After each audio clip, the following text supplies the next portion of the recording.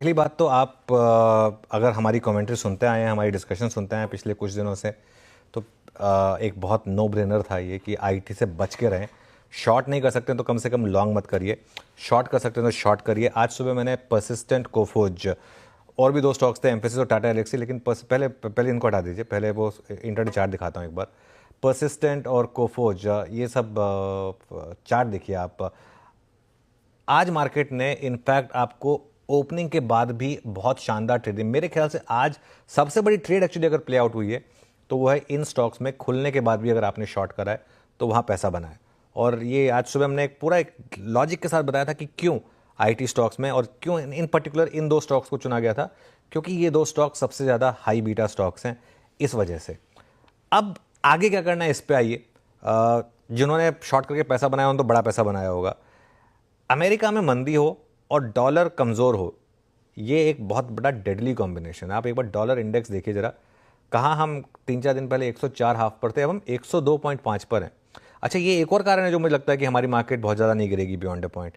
102.5 का dollar index, एक बार dollar रुपये भी देख लेते हैं, क्योंकि डॉलर रुपये भी हमने 88 का देखा था अभी कुछ दिनों पहले, जिसकी वजह से वो थोड़ी सी रैली आई थी। अब हम 85-50 पर आ गए हैं ऑलमोस्ट वापस। ये कॉम्बिनेशन जो है ना, इससे होगा क्या?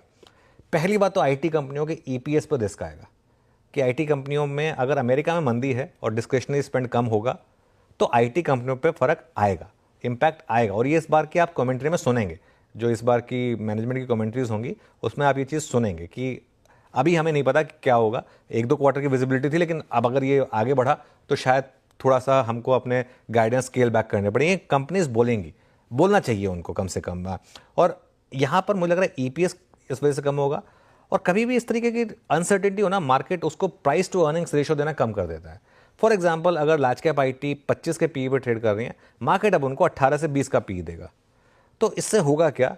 अगर 5% आप ईपीएस कट करेंगे तो आपको प्राइस टारगेट 15% कट करना पड़ेगा, क्योंकि वो सिर्फ ईपीएस का ही मामला नहीं है, वो प्राइस टू अर्निंग्स का ही मामला है। उन दोनों को जोड़कर देखना होगा।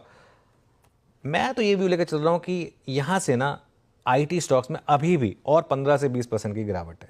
और 15 से 20% की गिरावट के बाद लार्ज कैप आईटी में जगह बनेगी एज इन्वेस्टर। या तो आप यहाँ से एसआईपी शुरू करें, क्योंकि एग्जैक्ट बॉटम नहीं पकड़ पाएंगे। एज अ ट्रेडिंग पॉइंट तो इसको अभी कुछ टाइम के लिए बिल्कुल भूल जाएं। जैसे मैं कहता हूं, इन्फोसिस 1200-1300 मिल जाए अलग बात है। और आईटी यहाँ से अगर 52 वीक लो भी छूले तो मुझे हैरानी नहीं होगी, क्योंकि वीकनेस इस तरीके की है यहाँ पर। तो लेट्स सी कैसे चीज़ें बढ़ती हैं।